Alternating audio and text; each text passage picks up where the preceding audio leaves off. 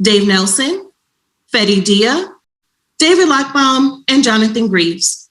In a few minutes, Kathy will provide opening remarks, followed by presentations by each of our speakers. As you listen to their presentations, I encourage you to submit questions using the Q&A feature.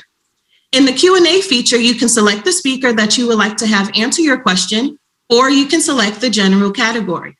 By selecting the general category, any or all of our speakers may provide a response to your question. Please note that you'll only be able to see the question or questions that you submit. Behind the scenes, I'll be working with an awesome team of NRC staff, and we'll be viewing your questions in real time as they are being submitted. We'll bin your questions by speaker and by the general category. During the Q&A portion, Kathy will select questions to tee up discussion among the speakers. Following the Q&A, Kathy will provide closing remarks. So let's get started.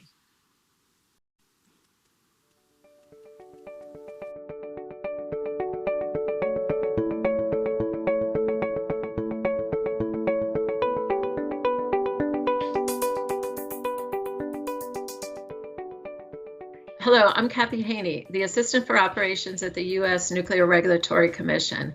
Thank you for joining us for today's technical session, How Far We've Come, NRC's Transformation Journey. We are transforming to realize our vision of becoming a modern risk-informed regulator that will be in the best position to continue meeting our important safety and security mission well into the future.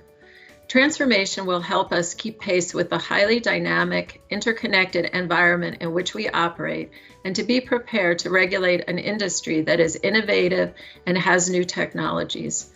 Transforming also provides us an opportunity to reevaluate the way we conduct business to streamline processes and procedures and maximize efficiencies to better serve the American public. We've hit many milestones along our journey, from starting with the Future Assessment Project to now realizing internal and external successes of our transformation efforts. In October 2018, we began the Futures Assessment effort to ensure that we continue to effectively meet our mission in a dynamic and evolving future.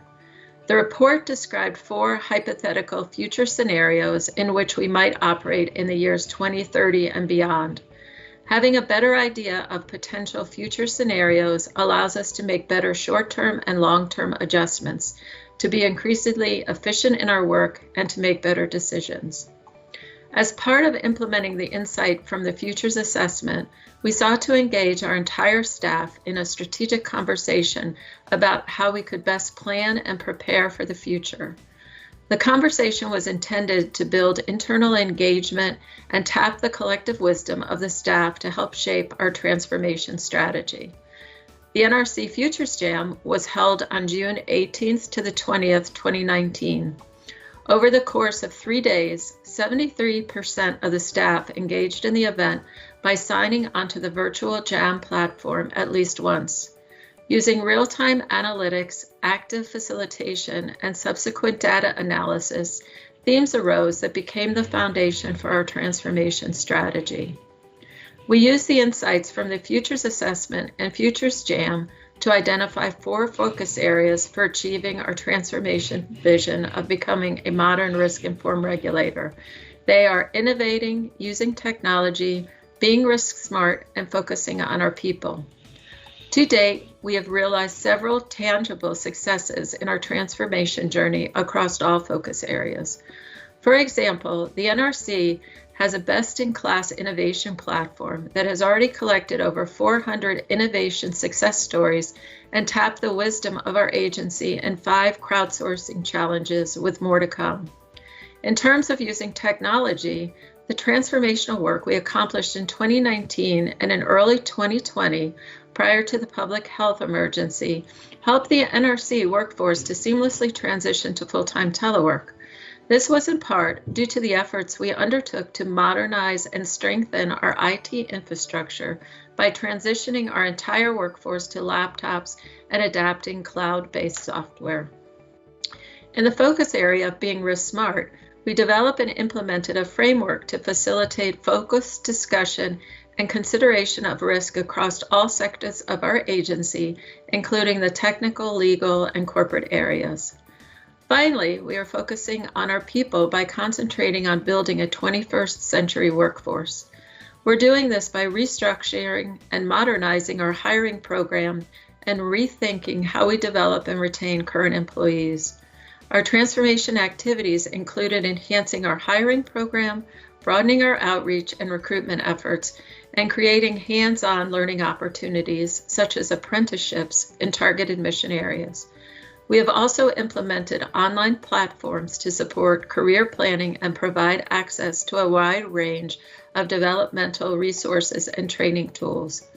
These are only a few of our many transformational efforts occurring across the agency, but let it suffice to say we're making progress in realizing our vision of becoming a modern risk-informed regulator, just one decision at a time. In this technical session, I'm joined by a dynamic group of speakers who will share their perspectives on our transformation journey.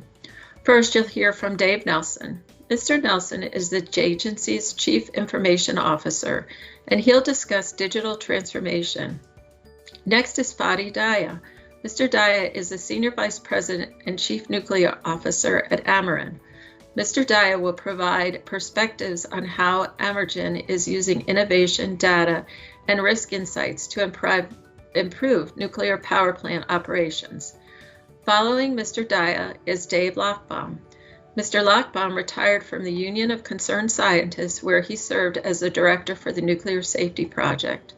Mr. Lochbaum is currently a C10 Advisory Board member and serves as a board member for the Genetic and Radiation Impact Project.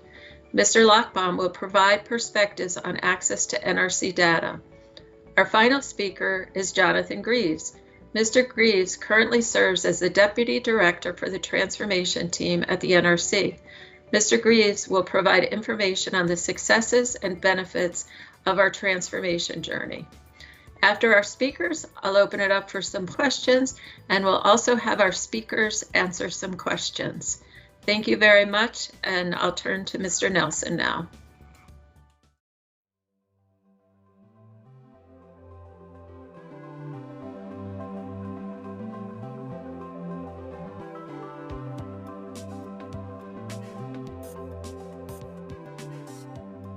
I am thrilled to be here in this session to talk about the transformation and innovation at the Nuclear Regulatory Commission and share some stories about both our agency-wide transformation journey and the supporting digital transformation efforts led by my office.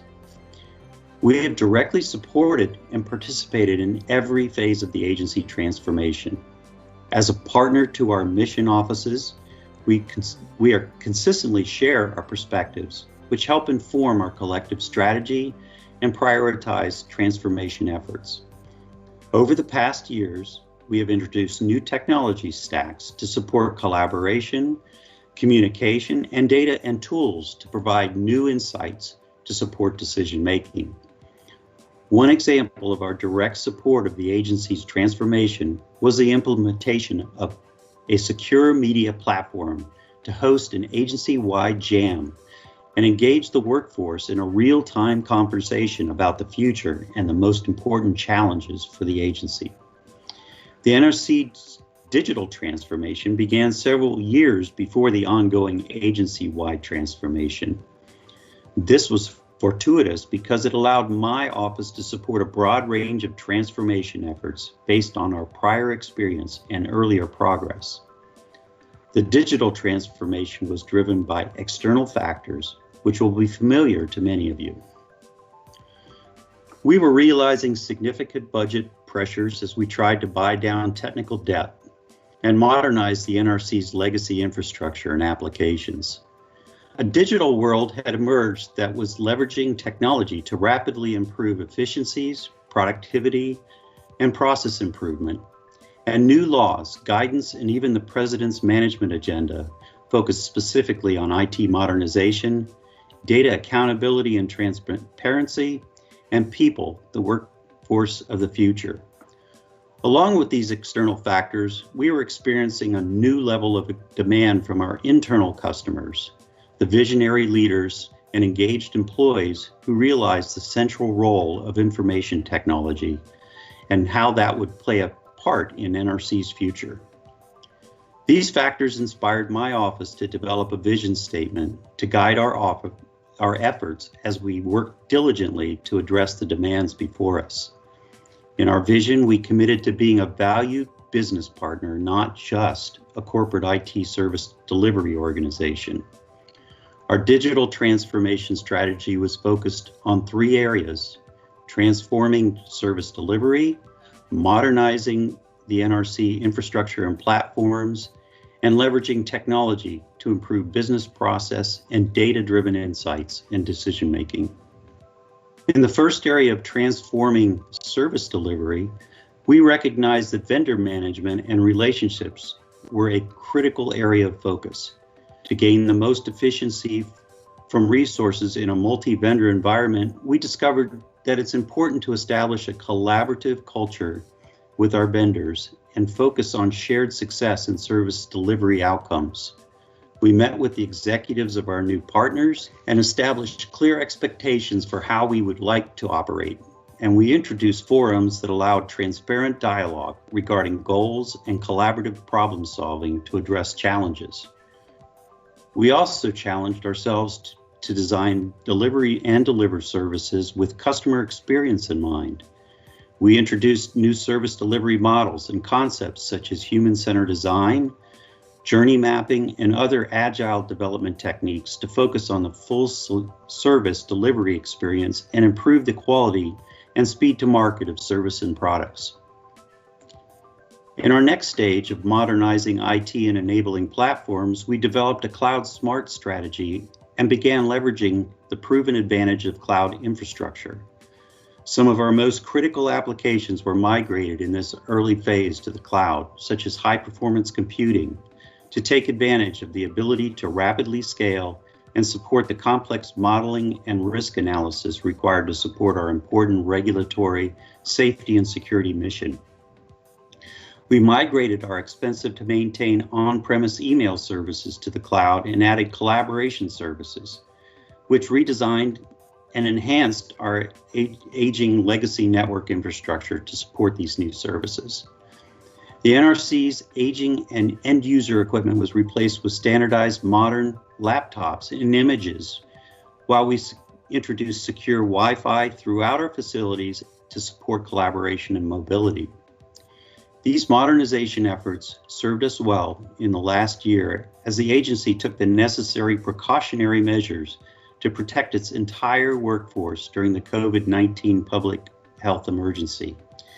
At this point, all NRC staff were equipped with laptops, cloud-based email, storage, and virtual meeting capabilities. In the weeks leading up to the transitioning the workforce to the maximum telework, IT staff distributed equipment to hundreds of NRC staff and contractors, providing remote work tool demonstrations and hands-on training, and organized an agency-wide telework practice day. We used this day to test the system and the bandwidth capacity while users were able to practice using remote access to work.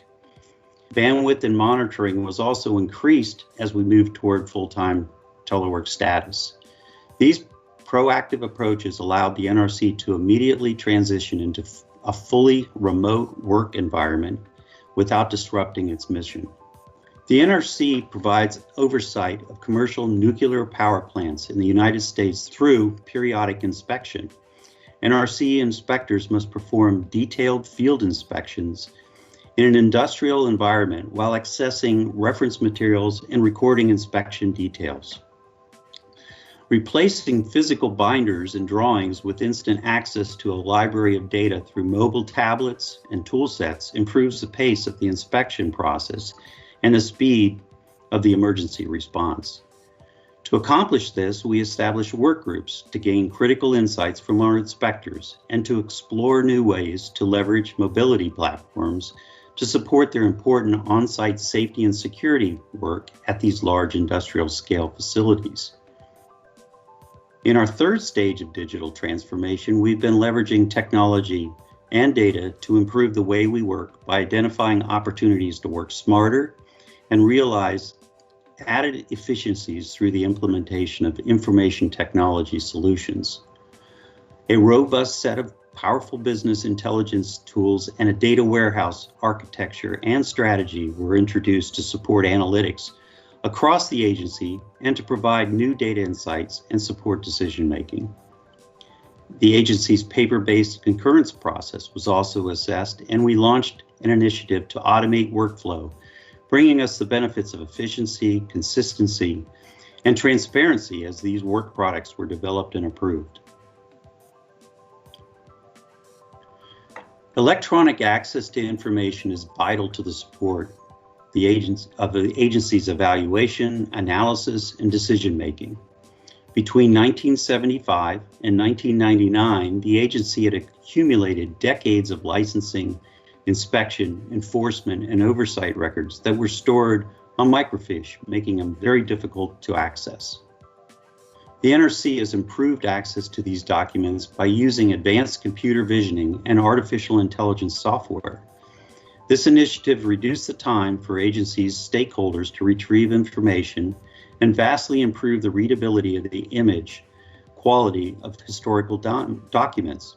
The volume of accessible data to inform analysis and decision-making continues to grow and transform the way we work, and millions of pages have been added to our publicly accessible website. We are also making strides to learning how to best support the increasing demand for new tools such as artificial intelligence. We are exploring how machine learning and natural language processing may be leveraged to gain even better insights into the work we do.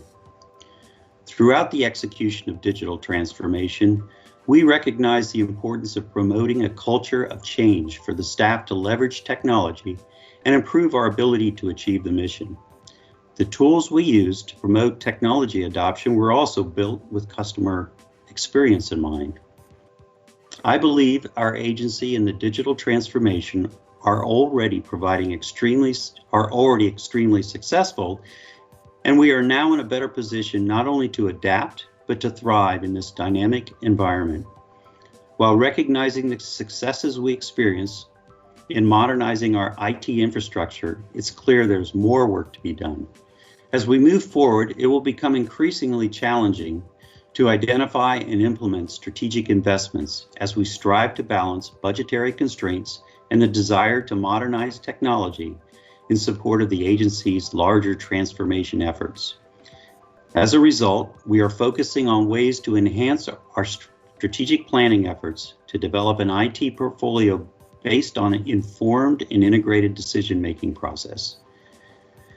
To achieve this, we will need a greater awareness of and understanding of how IT can improve the agency's ability to meet the mission, a stronger collective understanding of our planned projects, programs across the portfolio, a process that requires early collaboration and input from decisions that would impact the IT budget. To accomplish this, we are developing an agency-wide IT strategic roadmap to facilitate executive collaboration in identifying and prioritizing the IT investments most important to our mission. The purpose of the IT strategic roadmap is to identify the most effective path to achieving the agency's business objectives through the use of technology. This is an agency-wide strategic plan, not an IT product. The IT strategic roadmap effort is fully supported by the Commission and senior leaders across the agency. All offices are actively participating and providing input as we develop the IT strategic roadmap. The collaborative nature of this effort is critical to assuring we capture how our current business processes are implemented and where opportunities exist. Once completed, the IT strategic roadmap will drive shared commitment to the scope, timing, and funding for the delivery of capabilities required to achieve the future state. Visibility into complex interdependencies between capabilities being delivered by multiple individual organizations. An early warning for impacts for new, modified, and removed capabilities and systems. An agreement on how progress will be made, measured, and observed. As the NRC moves toward the final leg of the agency's transformation journey, We will continue to enhance our agility by working to realize NRC's ideal culture, one that fosters the open sharing and discussion of differing approaches and views and nurtures a spirit of innovation and creativity. I believe our agency's commitment to the transformation on both the agency and digital levels will prepare the NRC to meet our mission now and well into the future. I look forward to your questions on the panel afterwards, and thank you again for this opportunity to share some of our stories.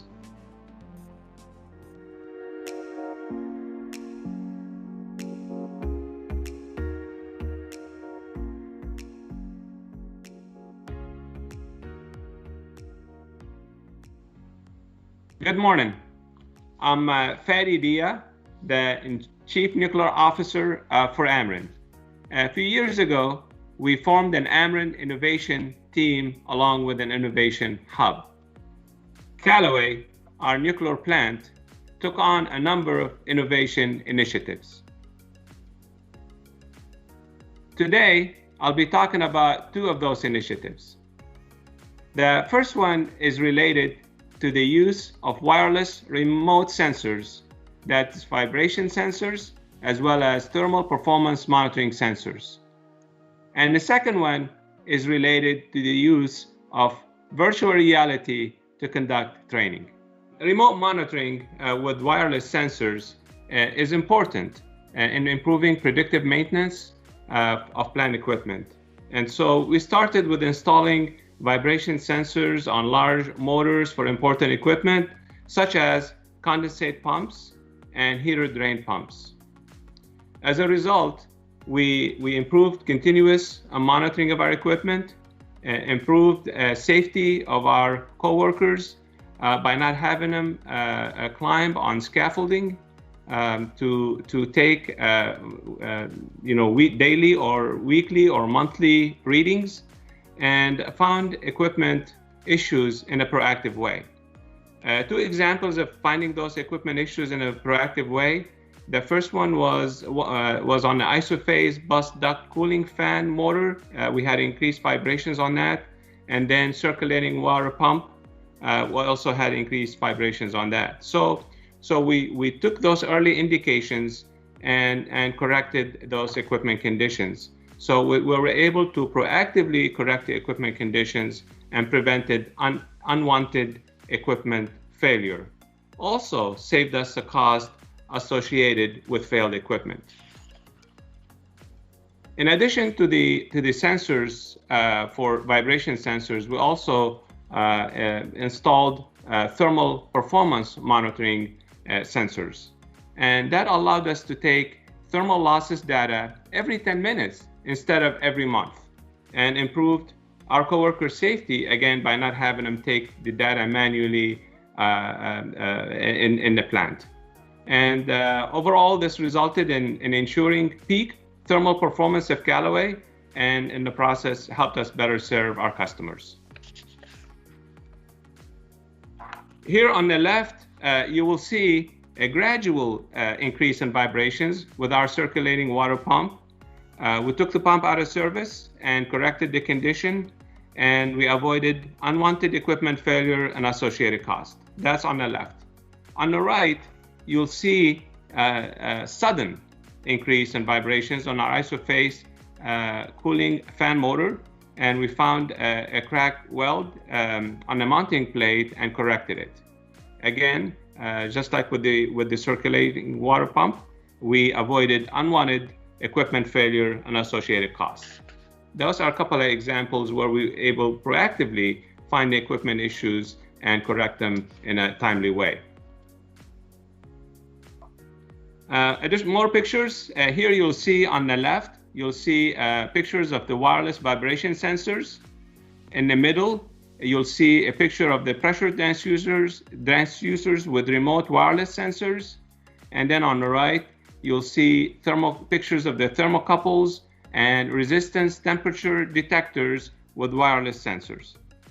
And I'd like to note that the connectors that were used for the remote wireless sensors were made in our instrumentation and controls shop actually using our 3D printer. That's another technology we're using to help us in maintaining our plant. Now we move on to the virtual reality training. And as I mentioned earlier, we used virtual reality to conduct training. The first example I will share is that we used this training for our worker protection assurance. And so our worker protection assurance, which in other words, tagging training for our supplemental personnel resulted in no tagging errors during our 2019 refueling outage. And we conducted a 50-minute training model instead of the typical 4-hour classroom. The second example of using virtual reality for training is in the area of hazard recognition training, safety training. And our hazard recognition training for all of our Ameren coworkers as well as supplemental personnel resulted in significant improvements in our safety performance in our 2020 refueling outage. And since we did it in 2020, you know, we did this during the COVID pandemic, and by having this virtual reality training, we were able to avoid getting large numbers of our coworkers in the same room, and really helped us manage the COVID pandemic in a better way. Here you'll see a couple of pictures from the virtual reality training, as well as some of the results and the benefits we've seen from this virtual reality training. On the left, you'll see that we had 0 tagging errors in our 2019 refueling outage. And on the right, you'll see that we had 0 recordable injuries in our 2020 refueling outage and significant improvement in performance. Overall, I'd like to sum it up by saying that the proper use of innovative technologies helps with improving our equipment performance, our plant performance, helps us improve our safety performance for our coworkers, and helps us reduce cost all at the same time. And that really overall helps us with making sure we operate Callaway safely and reliably for the long term and to benefit our customers overall. Thank you.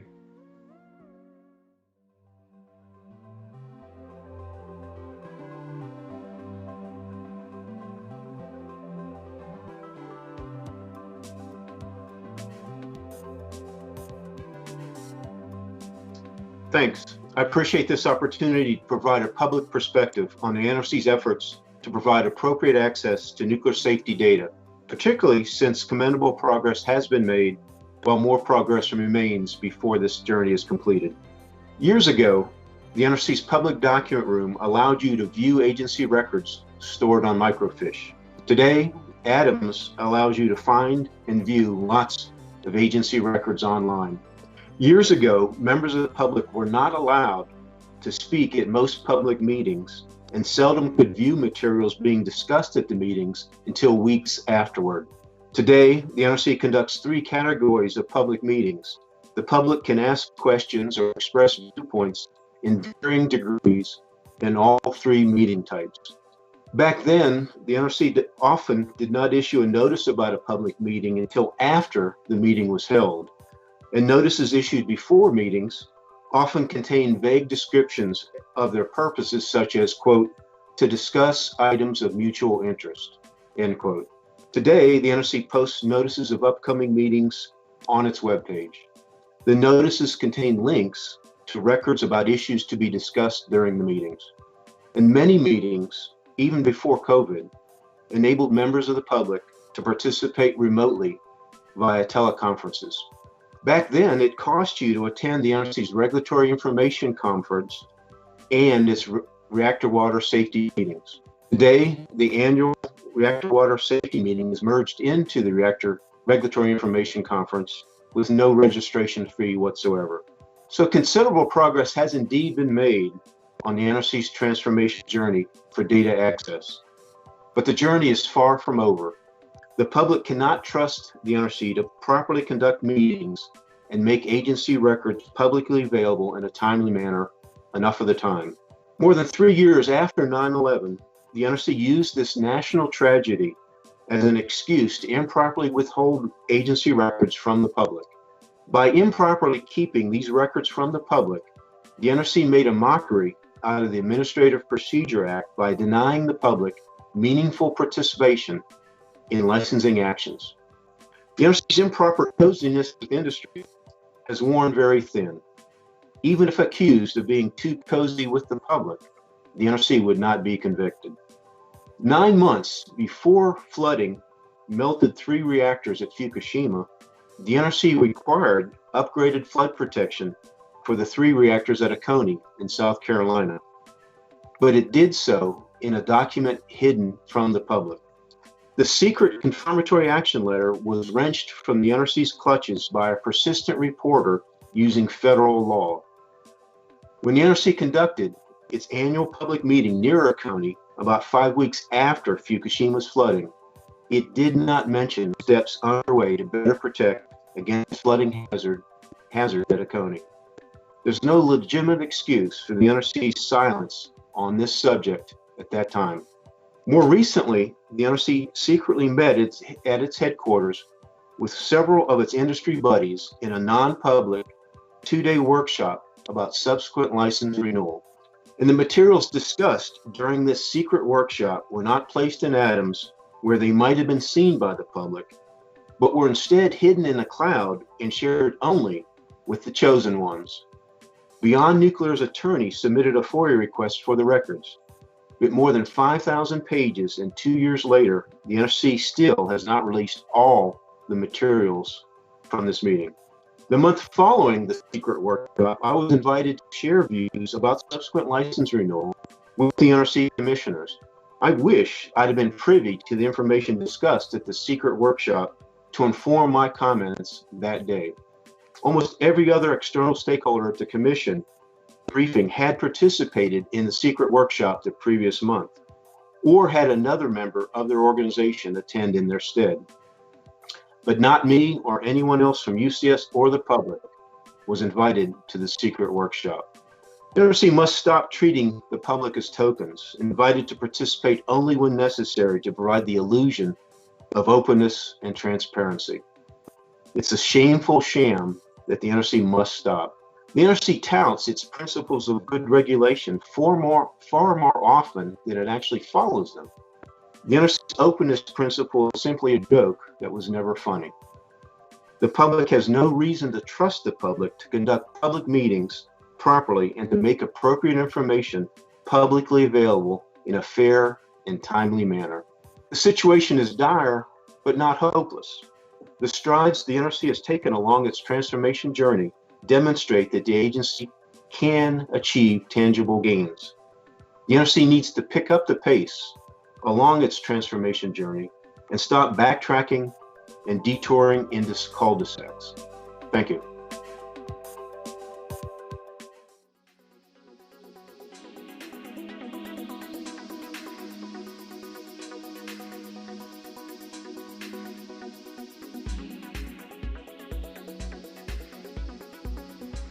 Good morning. Today I plan to share with you a high-level overview of activities that we've completed as part of our transformation journey and share with you how some of these activities have come to life on the deck plates, hopefully helping to connect the dots to our goal of becoming a modern risk-informed regulator. As Kathy mentioned, our transformation journey currently includes 8 different initiatives spread across our 4 focus areas: focus on our people, innovate, use technology, and be risk smart. 3 initiatives fall under the area of focus on our people. The purpose of the Culture Initiative is aligning our behaviors with our transformation vision. We need to create an environment that is open to sharing ideas and perspectives. Under this initiative, we are focused on making the necessary cultural shifts central to our ability to realize our shared vision.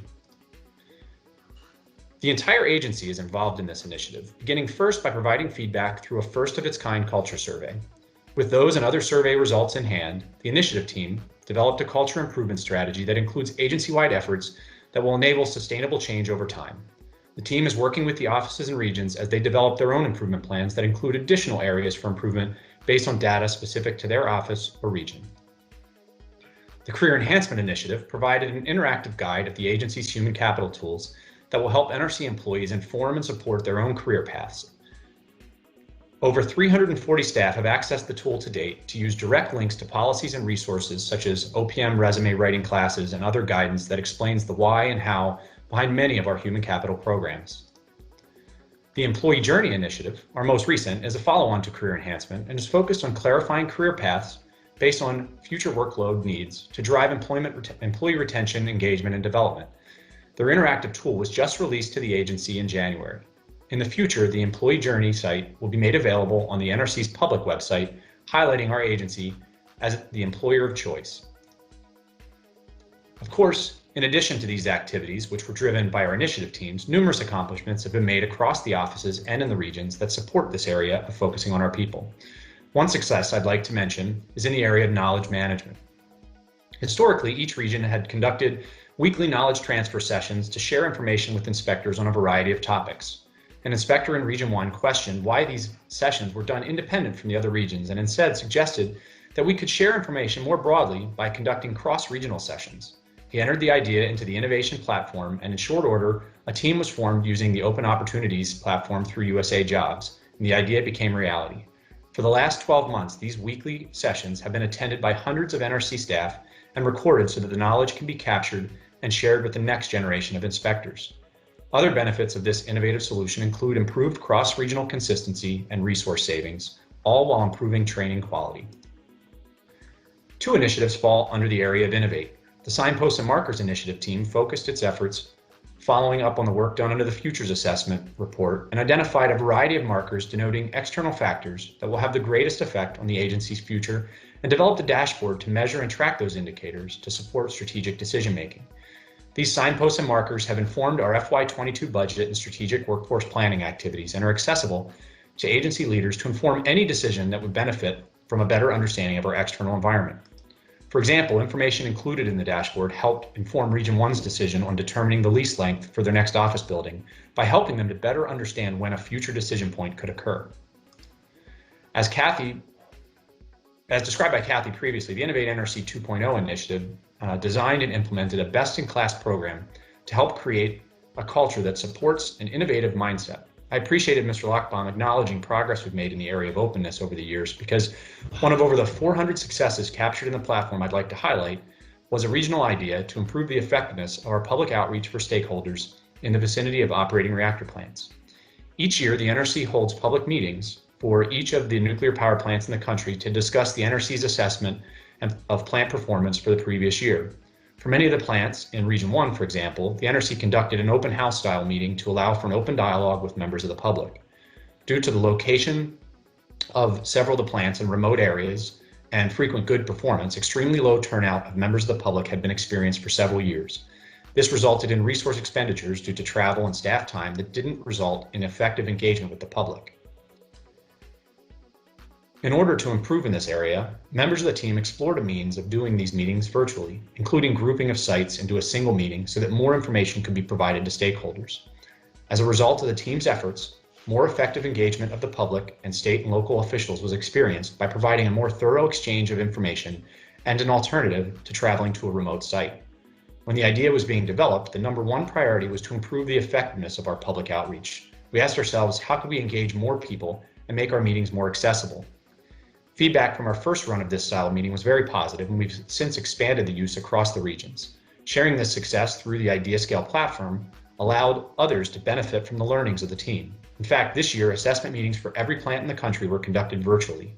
While this was necessitated largely due to the pandemic, the sharing of the success through the innovation platform allowed for collaboration across regions to ensure we continued to provide the important public outreach despite restrictions necessitated by COVID. Of course, these meetings were only a handful of more than the 500 virtual public meetings that the agency has conducted since the start of the COVID-19 pandemic. For the technology focus area, we have one initiative, but many related activities occurring across the agency. We've made great improvements using available technology tools to work smarter. For example, we increased the use of our Microsoft 365 productivity tools to enhance collaboration among employees and transition from desktop computers to laptops. These efforts allowed us to quickly transition to working remotely during COVID-19. Shortly after transitioning to a remote work in response to the pandemic, Over 2,700 daily users remotely connected to our network, with a range of 30 to 54,000 daily instant messages between staff and up to 850 daily conference meetings through the use of our system. We also shared over 1,500 files in any given day using SharePoint and OneDrive to collaborate. Of course, at a regional level, we were also looking for ways to work smarter in the field. As an example, inspectors in the regions challenged management to find a better IT solution to help them accomplish their inspection work. I can tell you from personal experience that it's not uncommon to go into an inspection team room or resident inspector office and see reams of paper spread across the desk or table being reviewed as part of an inspection.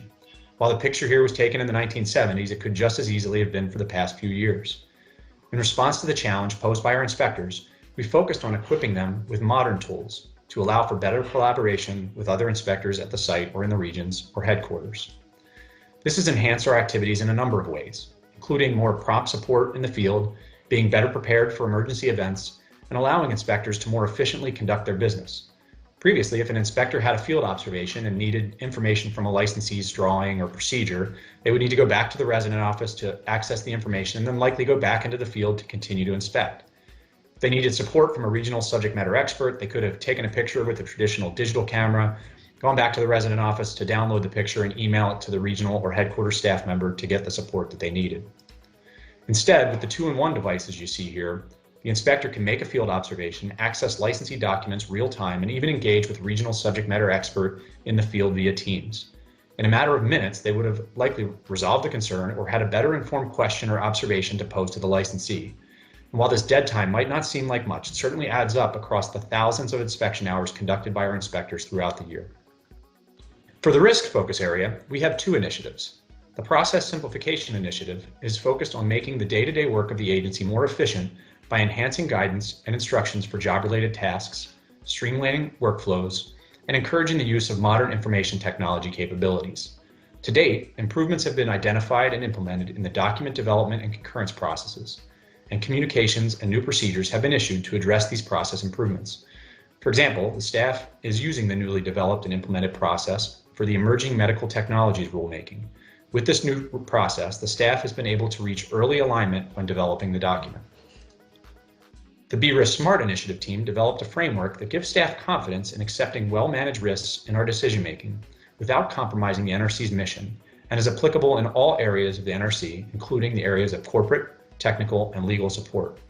We have been able to use this framework during COVID-19 to ensure the safety and well-being of our employees and the licensees and on-site staff as well.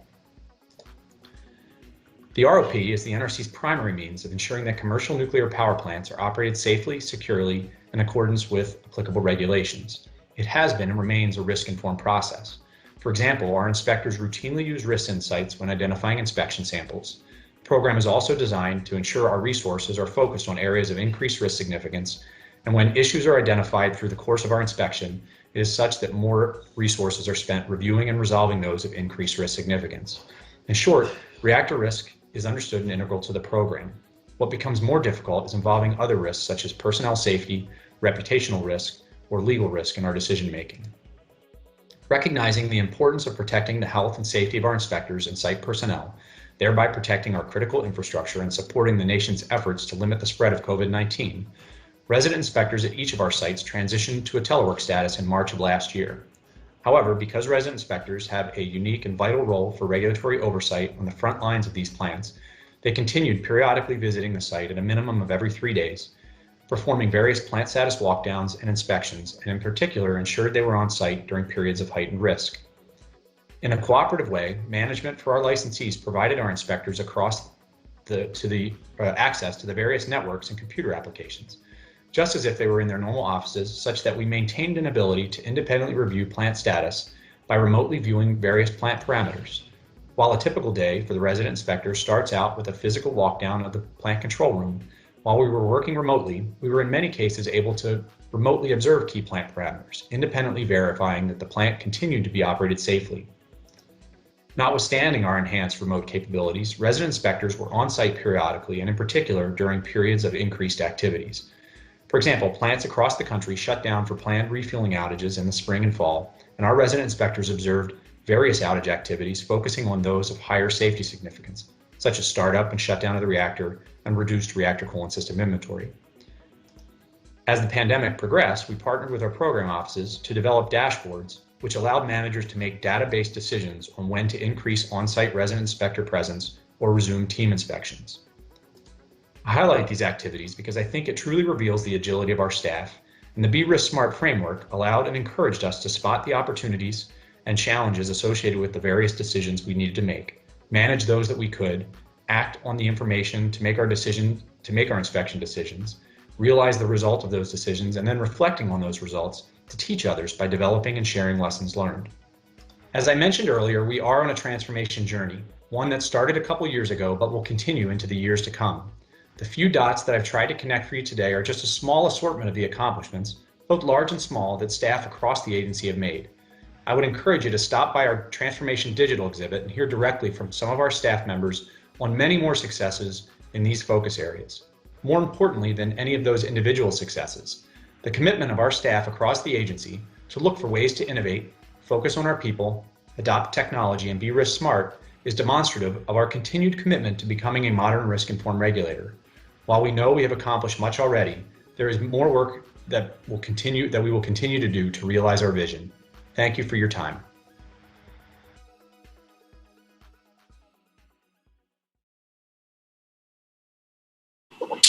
Well, welcome everyone to the question and answer portion of our session this morning. I hope you enjoyed all the very informative presentations we've had so far.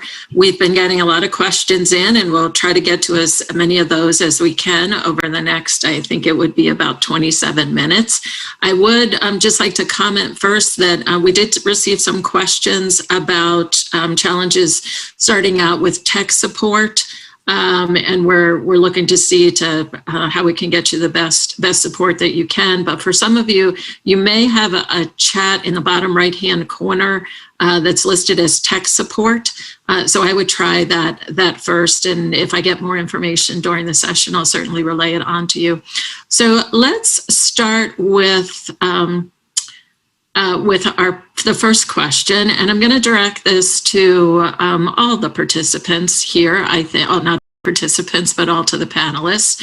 And we'll be starting with Dave Nelson first. So the question is, transformation, modernization, and innovation are words that have been used by many different organizations over the last few years. In some instances, these words have been touted as buzzwords. Why are we hearing these words more frequently now than in previous years? Are they more important? So Dave Nelson, why don't you start, and then we'll just go down in the order that we have. So Dave? Well, thank you, Kathy. Appreciate that. I think I was guilty of using all three of those words in my remarks earlier. I think they are important words, and they all have slightly different meanings. Innovation is the thinking about new ideas and bringing out new ways to do things. Modernization is more about, in my realm of work, is modernizing the platforms that the agency uses to do their work, the technology, that type of work. Transformation is totally different. As I see it, transformation is changing the agency itself in the way that we approach things and how we go about our work, and making sure that we keep our mission clearly in front of us, but thinking of new ways to do things. So I see them all as different, and I think they are important. What other companies are using or organizations are using those words for, I'm sure they can have some differences, but for NRC, I think they're really important concepts that we're all living and having to do each of them. So thank you for that opportunity. All right. Fadi, would you like to try and take the question on? Absolutely. And to me, all three words are very meaningful, mean a lot, and also we use them quite a bit, and we have them now more than before for a number of reasons. I'll just talk about a couple of those reasons. One is as we look into availability, innovative technologies, modernization, transformation, all have tools that have become more available nowadays, and there's something new just about every day. So it's available, which is great. We can take advantage of it. The other reason for it is an opportunity to improve the quality of our business and also to improve the quality of our lives. I mean, you think about it, all of these innovation, transformation, modernization improves the quality of our life and the quality of our business from an efficiency and effectiveness perspective. And then the third reason is a necessity. In this day and age, with everything that's going on, including the COVID pandemic, it's become more necessary to be able to adopt all these tools and all these transformations and just keep things going in a different way. And as we go into the future, we'll have the new normal, which this becomes more of the day-to-day and more of the normal way of doing business. So to me, while all three are different, they're very meaningful and very important to our quality of life and quality of business. Thank you. Dave Lockbaum? I really don't have anything to add. I try not to use words with that many syllables in them. All righty. Thanks, Dave. John, how about you? Sure. Thanks, Kathy. I mean, I think from, I would, echo a lot of the stuff that Dave Nelson said from an NRC perspective. When we set off on the transformation journey, it was really about making a sustainable platform for change. I think from a regional perspective, our inspection staff, our staff within the regions are really good at looking for new ways to do things. Continuous improvement is really integral to a lot of the programs that we implement. So it is vital, but really kind of unleashing the power of the collective of everyone and challenging and empowering them to look for new ways, different ways, better ways to execute their mission, to do their jobs, to really challenge, challenge the status quo. Certainly as part of that, you need to understand why we do things a certain way and then look for ways in which you can, consider risk in your decision-making to take measured risks and how you would make changes. So I think transformation in and of itself isn't, and innovation in and of itself isn't something new. We've generally over the years tried to find, better ways to do things, but this is really more about institutionalizing it, empowering the staff, empowering everyone to be, committed to the vision. And then, in large part, getting folks to buy in on the vision of becoming a modern risk-informed regulator kind of gives us the direction that we want to change in. It gives people the creative, latitude to suggest changes, and then a platform for which they can, make those changes come to reality in a quicker fashion. So. Okay, John, thanks very much. All right, our next question, I think I'll start with our external panelists first. So Dave Lockbaum, I'll start with you. So the question, and it really in a way relates back to our earlier question, but what do you think is most important for the NRC to focus on to be successful in transformation? I think there's two components to that. I think the first is, and both Dave Nelson and John spoke to it, is metrics to ensure that you achieve the outcome you're seeking as you go through transformation or some of these changes. I think coupled with that is a necessity to look for unintended consequences. You may have a great move in direction A, but that causes a shortage in some other area that has consequences that more than offset the gains in the first initiative. So making sure that you achieve the outcome you're seeking and with no unintended consequences or minimal unintended consequences is the key to success. Thanks, Dave. Very helpful there. Fadi? Yeah, I agree. And I would add that base the transformation on the facts. Look at the facts that are in front of us, whether it's performance of the different plants, the performance of the industry, the performance of the NRC, and the facts behind all of it, as well as the metrics, and let those facts and the metrics lead you to doing the right thing from a transformation perspective. Great, thank you. John, how about you next? Yeah, I think I would agree with both of that understanding the information behind what the changes we're going to make is important. I listened to some of the chairman's remarks. He talked about how diversity and inclusion are really fundamental to being a good regulator. And so I'll take that in a little bit different a direction to say that, we certainly face a lot of challenges in the dynamic environment we're in. I consider myself a pretty good problem solver. I feel like when I'm faced with a challenge, I can come up with some pretty good solutions.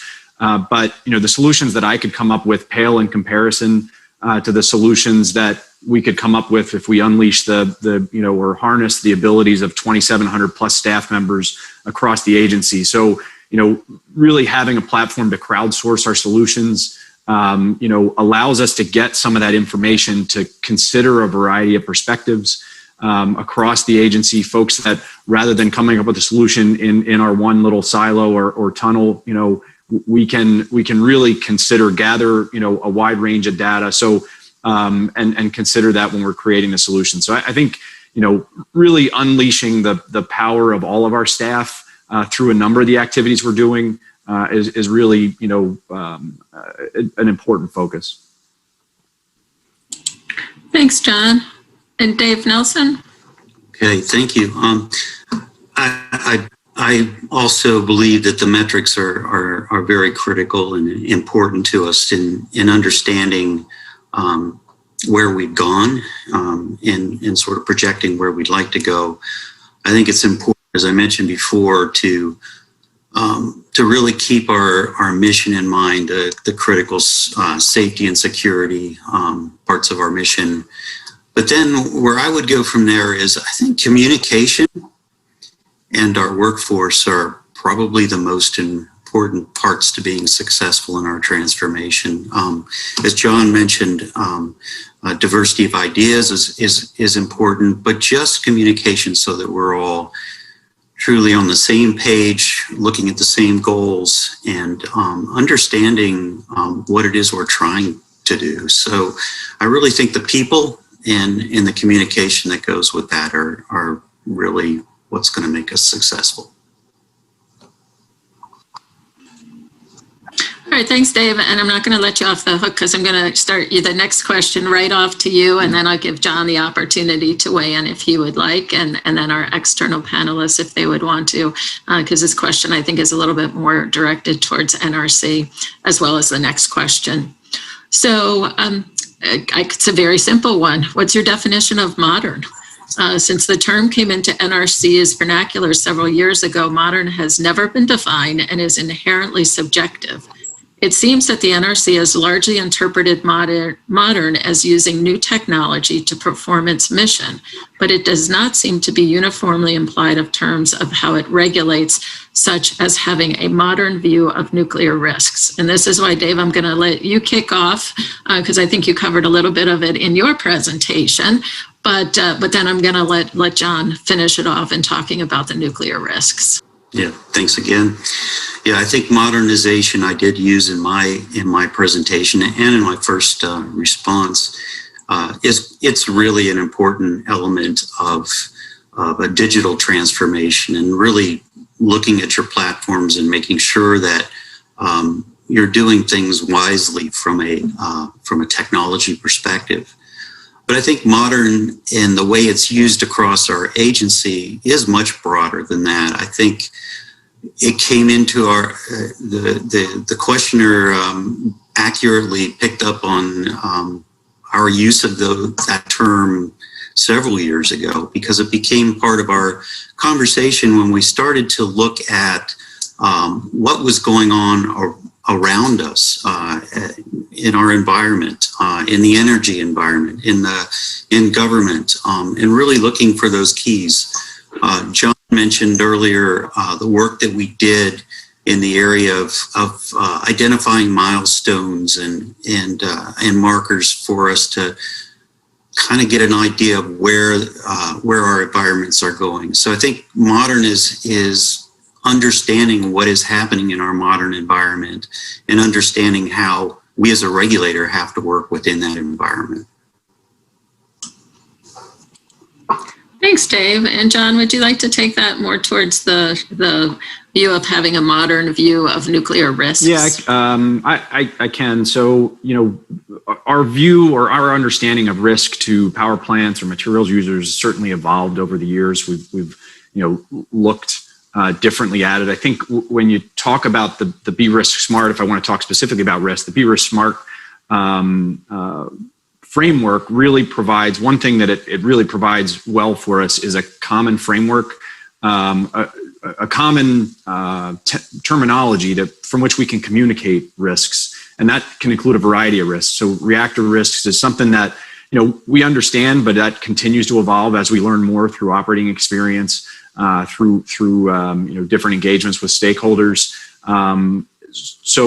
But then being able to then communicate that with our counterparts using a common framework is really important, so that we can, that can be translated into what we go do in the field, through inspection, through oversight and licensing and rulemaking, whatever it may be. So I think that was really, and then to touch on something that Dave said and something I mentioned in a previous answer, the point of transformation was to provide a sustainable platform for change, recognizing what specific tool or what specific risk understanding is right now, that will evolve over time. So we have to be agile enough to be able to continue to change to match what our environment presents to us, and whether that's in the different ways we need to provide oversight to an operating reactor plant that may look very different, for future new technologies than they are today.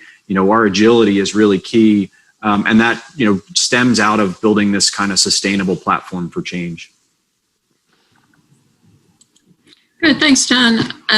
Fadi or Dave, would you like to comment? This is Dave. I just briefly comment on modern nuclear risks. The public only has access to probabilistic risk assessments from the early 90s, the individual plant examination and the IEEE. After 9/11, the NRC does not allow the public to look at those risk documents.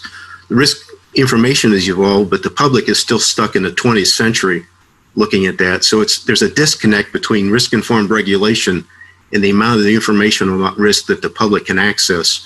So that's a challenge. I'm not saying put all the cards on the table, but at least some of the cards probably need to be on the table for this to be considered modern with the public's participation.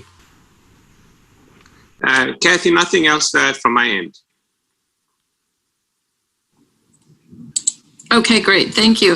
All right, Dave, I'm going to go to John next, but I'm going to continue. This is Dave Lockbaum, but I think I'm going to go ahead and jump over a question that I had for John and just continue where I think you were headed. So the question is, can you elaborate on how access to NRC data and information helps the public? Yes, one example that comes to mind was a few years ago, I was working as an expert witness for Diane Curran, who is a lawyer representing a client down in Florida in the Turkey Point relicensing case. The contention that Diane was working on dealt with steam generators. I needed access to the updated final safety analysis report to help Diane put that issue in context. The NRC denied us access to the UFSAR information until after that proceeding was done. The updated final safety analysis report contains a bunch of information about the analyses done to support the plant and what safety margins are required or provided. By denying us access to that information, you basically made the whole proceeding a mockery. There's no way to participate in a legal proceeding when you have no information. So there's got to be some way to allow the public to gain insight. If you're having a dialogue between the NRC and the industry and the public's looking at blank pieces of paper, that ain't going to work. So we need to stop trying that. We need to find some happy ground that allows the right information to be withheld, but the right information that the public has access to actually is in the public's hands. Okay, Dave, thank you for that. Any other interest in commenting on that one? All right. So John, I'm going to head back to you for a second.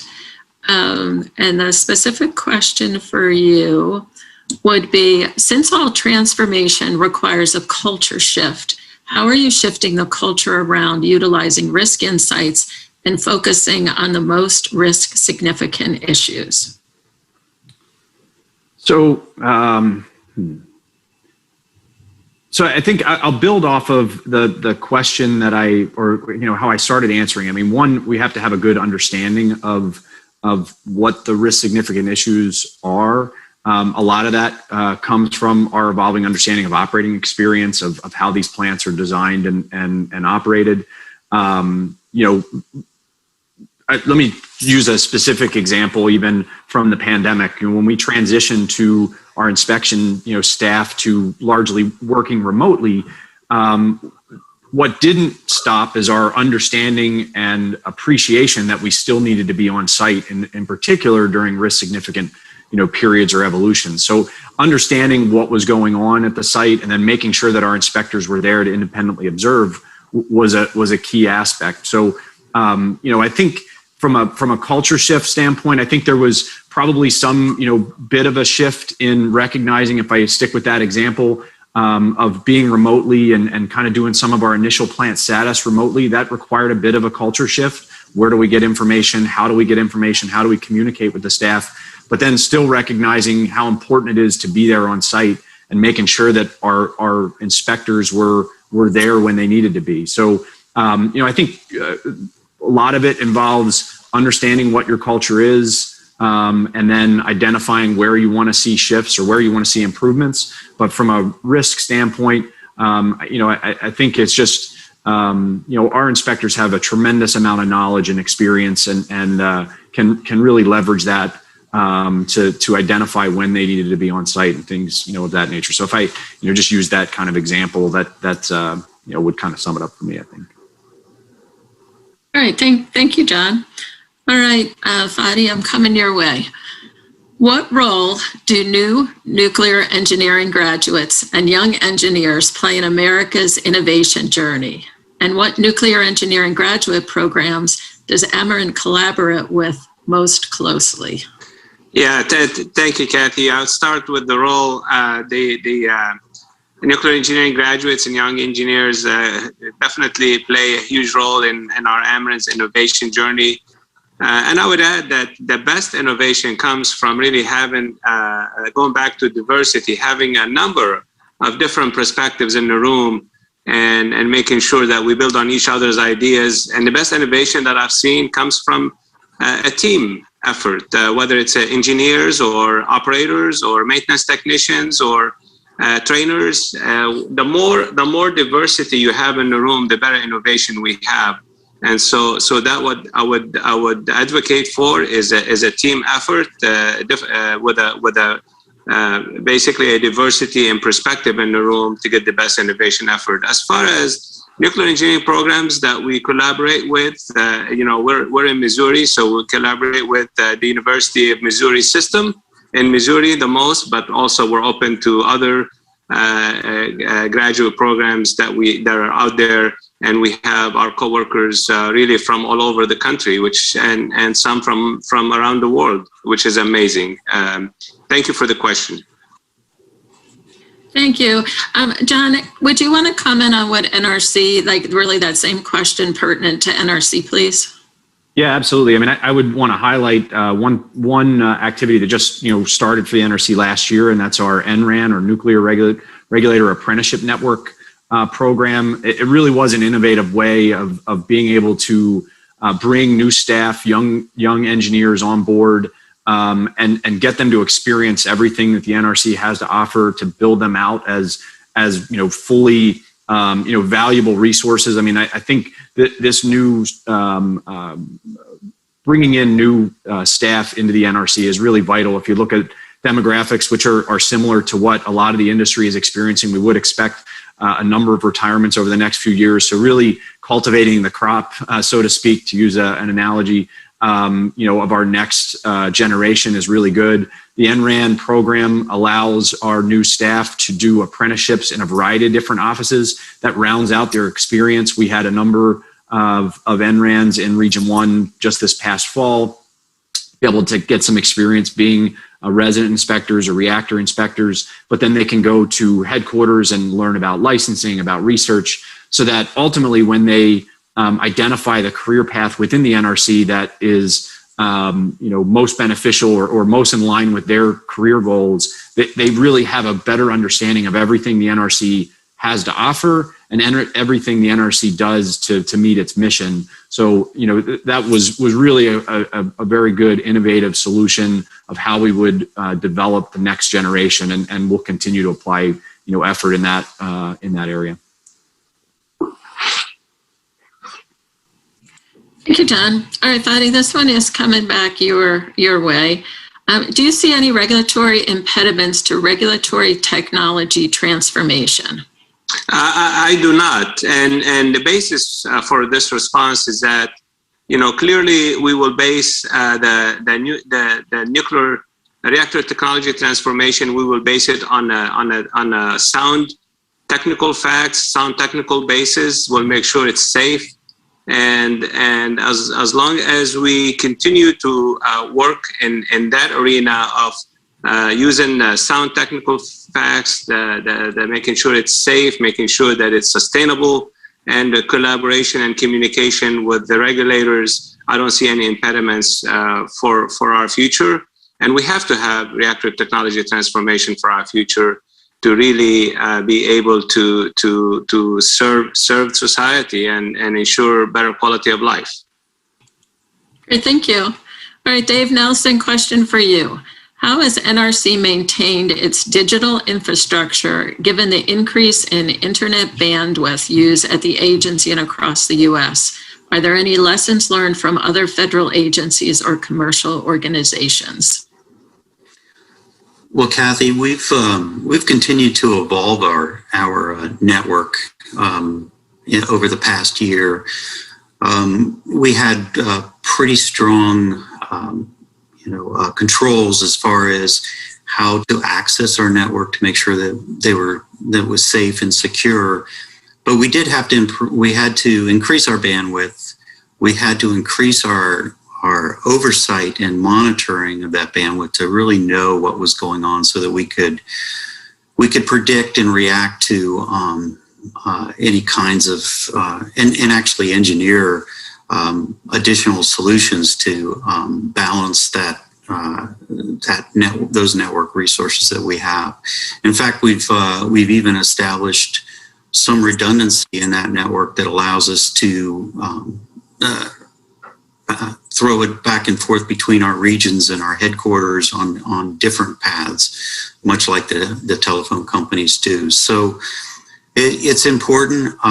It's become more important than ever with all of the telework that we're working under, to make sure that it's there to support us when we need it and how we want to use it. I think many of the federal agencies are learning these same lessons. We participate in the OCIO Council with the other federal agencies. We talk with industry quite a bit and talk about the resilience that these other organizations and the steps they've taken to address similar types of problems. So yes, we've learned from them, and I think we're doing quite well as an agency ourselves with a very reliable, resilient network in place.